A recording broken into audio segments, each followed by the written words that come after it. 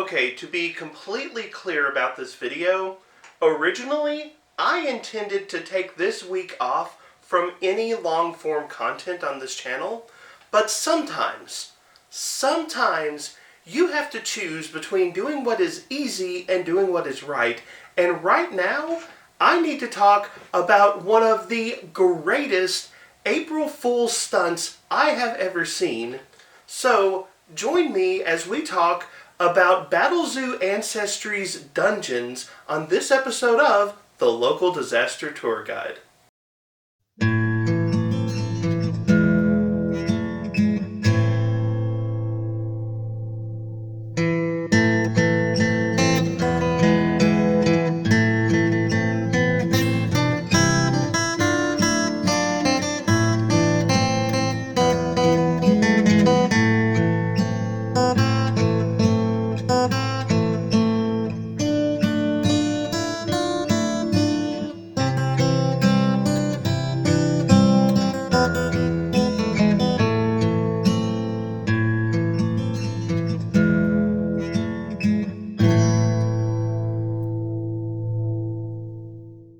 Hello travelers and tourists, my name is Mark and I am the local disaster tour guide.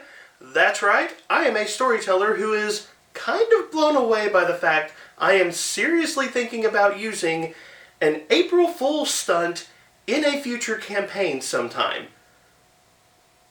Wow, Mark Seifter, you have outdone yourself here.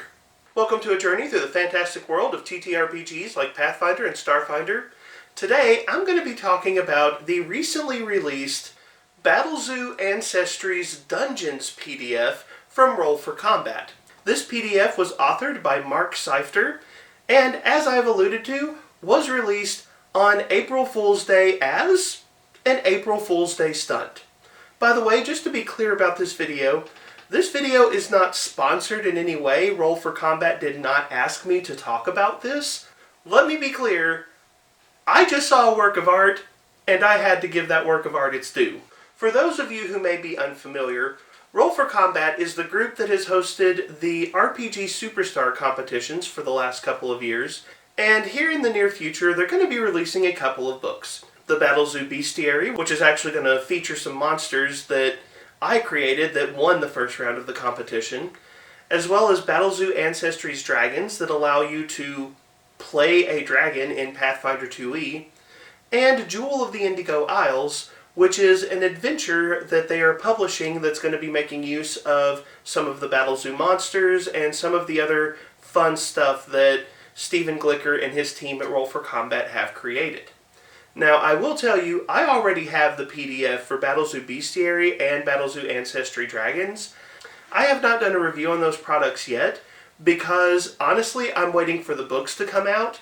I don't like the idea of reviewing a book when I don't have the book in my hands, so I've been holding off on doing those reviews. But this past weekend, we celebrated April Fool's Day, and I enjoy the holiday. I have a ton of fun on April Fool's Day. I always get up to some kind of madness. In particular, this year, I publicly announced that I was going to be retiring from the Illuminati on April Fool's Day. And, obviously that was an April Fool's joke. I'm not retiring. But you always expect to see April Fool's stuff happening that day. You expect crazy announcements and weird products. You expect all kinds of just silly stuff to happen. And I remember waking up on April Fool's Day and having an email from Roll for Combat where they said, "We are announcing Battlezoo Ancestries Dungeons." And immediately I had to laugh. Battlezoo Ancestry Dragons, Battlezoo Ancestry Dungeons, haha, good joke. I thought it was funny, and I didn't think anything else about it. And then later, it popped up again on Discord. And that's when I realized, wait, there's a link there. They actually want me to click on something for this Battlezoo Ancestries Dungeons, and when I clicked on the link, it was a real PDF I could actually download.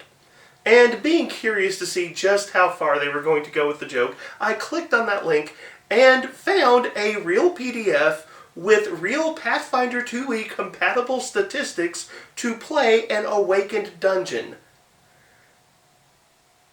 Wow. Just wow. So anyways, before we dive into the content of Battlezoo Ancestries Dungeons, if you want to hunt down this beautiful work of art, I encourage you to go over to Roll for Combat's Discord, because they have links to the PDF there, and I'll also try to throw some links in this video description so that you can check this product out. And if you actually want to use it, they even have a Foundry VTT app that allows you to import the information from this PDF into Foundry for use in your Pathfinder 2e games. They really dug into their April Fool's joke this year, and I appreciate that dedication, but let's find out what Battlezoo Ancestry Dungeons has to offer. So, Battlezoo Ancestries Dungeons presents the Awakened Dungeon as an ancestry that you can play in Pathfinder 2nd Edition. The dungeon Ancestry is a rare ancestry, and we'll get into some of the mechanics that would describe why it should be considered a rare ancestry, although, to be honest, playing a dungeon, yeah, I'd say it's fair that rare is the appropriate tag here. But the concept is that you are a dungeon that has gained sentience in some fashion. And by the way, this is the first part of the PDF where I really started to question my sanity and ask, are they actually making this playable?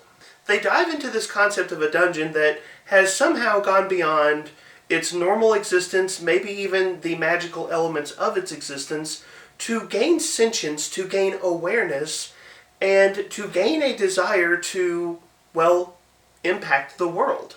They offer a few examples of how this might happen. A dungeon might animate with some sort of guiding purpose that would cause it to desire to go on adventures. An example might be maybe a hideaway or a fortress of some kind that was built to protect a given population. Maybe that dungeon might gain sentience and actively seek to go out into the world and protect the population that is important to it. Or maybe you could have the builder of a dungeon whose life work and whose sense of accomplishment is so bound up in this place that they've created that ultimately their spirit kind of melds with the dungeon and causes the dungeon to gain a sentience of its own. Or you could have a situation where maybe an evil wizard is cruel to his minions and tortures them and forces them to build an incredible wizard's tower. And then after that wizard eventually perishes, the souls and essences of their minions that they tortured somehow infuses the tower and causes that tower to gain sentience. I want to point out here, these are serious stories. Why am I getting serious stories from an April Fool's joke? If I seem a little flabbergasted this video, I think I have good cause. But the basic premise is, for one reason or another, this dungeon has awakened, gained sentience, and gained a purpose of some kind. Now here really quick, we should establish that dungeon is a term that's used a little bit loose in this PDF to establish a location that can be broken into distinct components. So you could have the classical stone labyrinth with many different floors that adventurers might have to conquer one by one. That could classify as a dungeon. Or, as I've mentioned, you could have a mage's tower, again with multiple levels that someone might climb through. Or you could have something even as nebulous as an archipelago of islands, where all of those islands are a distinct unit, and yet there are still individual sections that would have to be explored individually. The concept of dungeon in this PDF is a single location that can be broken into distinct components for purposes of exploration. So they do play with the word dungeon a little bit, but honestly I think it works here. Now, the biggest question of how can you play a dungeon who goes on adventures is pretty obvious. Most locations don't move around. That's why they're locations. They're a point of reference. And that's where the concept of an avatar comes in. All awakened dungeons, at some point in their development, create an avatar, a physical body that carries their essence and that is intrinsically linked to them in a very powerful way. This avatar has the ability to leave the dungeon and go on adventures, go do different things in the world around them, And the dungeon and the avatar are so linked that destroying one inevitably destroys the other. You kill the avatar, you kill the dungeon. When an awakened dungeon gains an avatar, the dungeon also gains the extra dimensional trait and gains access to something the PDF refers to as the dungeon within, which is going to be connected to an ability we'll talk about here in a minute called Enter the Dungeon. But the big picture idea here is that when the dungeon awakens, these different levels in the dungeon, islands in the dungeon, just these different areas inside of the dungeon take on a meaning that extends beyond their physical parameters. They begin to reflect aspects of what this dungeon is, or more importantly, who this dungeon is. Literally, exploring this dungeon gives the awakened dungeon the opportunity to wrestle with internal aspects of who they are and what their purpose might be. Why am I getting philosophical about a dungeon? I'm waiting for the joke to land, but they're still going. But as you can see, the dungeon has an avatar that can adventure, and that avatar can explore the dungeon within to help the awakened dungeon manifest new aspects of his personality and potentially unlock great treasures or powerful rewards. So let's ask the question, what are the stats of an awakened dungeon? Now, as we've already noted, the dungeon ancestry that Battlezoo offers us is a rare ancestry, which means this is definitely an ancestry that if you are actually thinking about using, you definitely need to talk to your storyteller about it.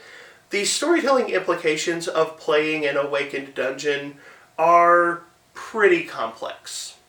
But in terms of actual stats, the avatar of your awakened dungeon is going to have 10 points from its ancestry, and the awakened dungeon can be small or medium depending on its avatar. We'll talk about that more in a second. The dungeon ancestry comes with an ability boost to Constitution, as well as one free ability boost, and notably no ability flaws. This setup kind of reminds me of the Orc ancestry from the Advanced Player's Guide. So when you think about the dungeon ancestry, a lot of its niche in play feels like it could work in some of the same play spaces that you might associate with the Orc ancestry in Pathfinder 2e. In terms of languages, you start with Common, as well as one ancestry based off whatever your avatar happens to look like, and then additional languages based off your intelligence modifier. Your traits as an awakened dungeon are also going to be very dependent upon your avatar. All awakened dungeons also get low light vision, and then you get two abilities that are the more complicated aspects of playing an awakened dungeon, and the first is the avatar.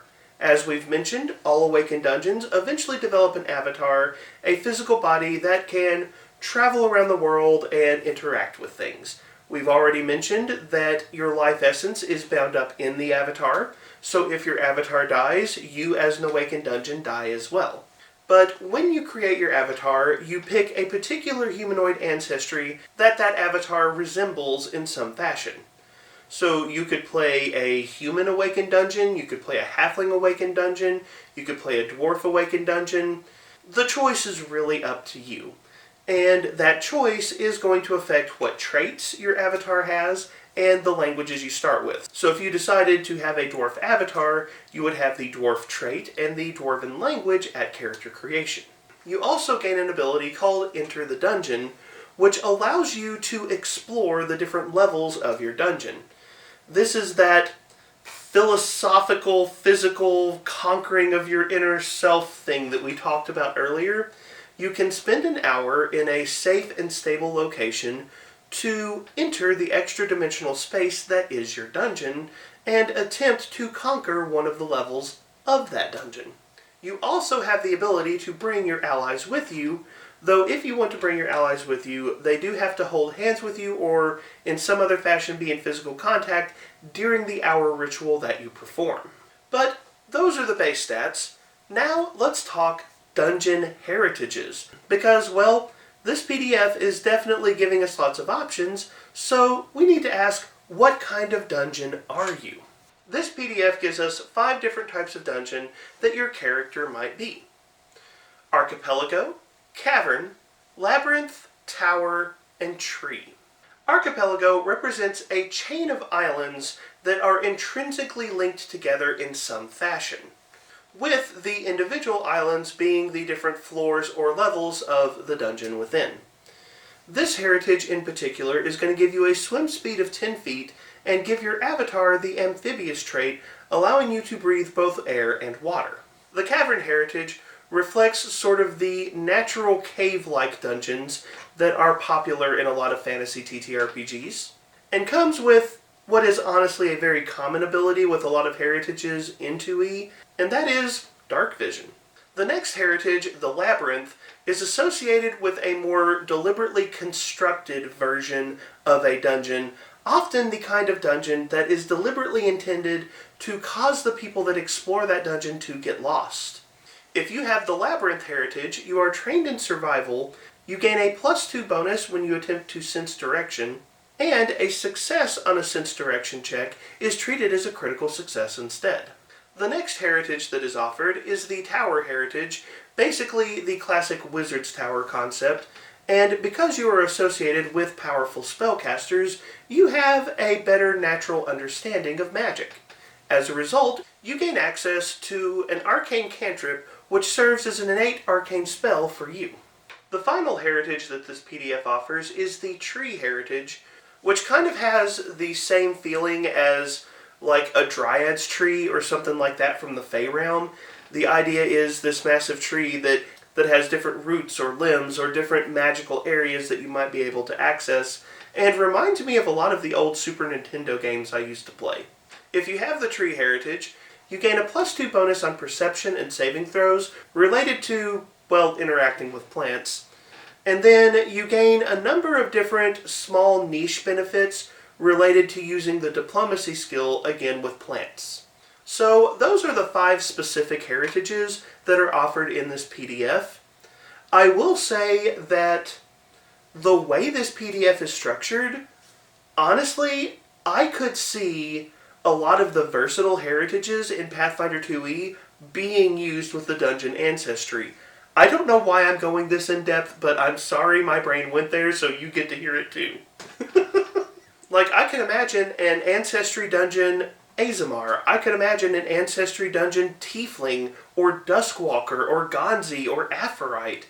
I can imagine these extra-dimensional, planar dungeons that somehow gather intelligence from different corners of the planes and gain the ability to manifest themselves. It fits narratively. You can totally do it. I will say that the Ancestry feats generally assume that if the dungeon has access to ancestral magic, that it's either going to be arcane magic for dungeons such as a tower, or primal magic for dungeons such as a tree. It really rests on those 2 traditions. I would say that if you were looking at using celestial or infernal heritages for a dungeon, if you wanted an Azamar or Tiefling dungeon, I think you could safely add divine magic into the mix, and I think that would work. It's not explicitly part of the rules, but I think it would be very doable for a game master, and if you are a player interested in that kind of thing, talk to your GM, because I don't think it would break anything. But I do want to talk about some of the feats for the dungeon Ancestry, just to give you an idea of some of the crazy, entertaining stuff that you can find in this PDF. In this PDF, Mark Seifter gives us a number of different Ancestry feats, and there's actually quite a few options here. I think there's a pretty good selection if you're interested in using this PDF.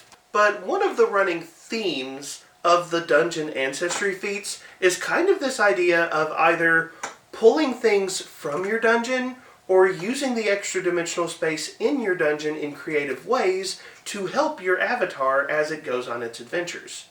A couple of good examples of this would be the first level dungeon Ancestry feats, Dungeon Familiar and Dungeon Loot. Dungeon Familiar allows you to call a small creature that lives inside of your dungeon to your side that serves as your familiar. And now I've got another thing I've got to add to the notes for my upcoming Classic Introductions Familiar video. Thank you, Mark. I appreciate that.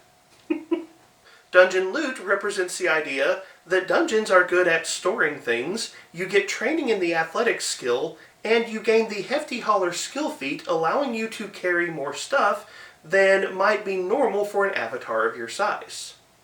At 5th level, a tower dungeon could potentially take the Ascendance of a Book Ancestry feat, where, as a dungeon, you have a library somewhere inside of you, and you can hold out your avatar's hand and call a book from that library to your hand to help you with a recall knowledge check. If you get a critical failure with that recall knowledge check, it's treated as a regular failure instead, and assuming that recall knowledge check is related to identifying a creature and you roll a success, you gain an additional piece of information, kind of subject to what the game master thinks is appropriate. But I just love the idea of, poof, here's a book that is straight up relevant to whatever I'm talking about. That's just cool. At 9th level, you can gain access to the Ancestry feat, Call Forth Traps, where you gain access to the Snarecrafter dedication and gain the ability to call traps out of your dungeon into the real world. It uses kind of the same quick deploy rules that the Snarecrafter dedication normally uses, but flavors it that you are literally just taking the trap that exists inside your dungeon somewhere and place it out into the world for instantaneous use. At 13th level, one of the Ancestry feats you can choose is called Dungeon Armor. This is a 2-action activity usable once per day, where you summon some of the physical features of your dungeon around your avatar to give them what is essentially some temporary damage reduction in order to help solidify the avatar and protect them against attacks.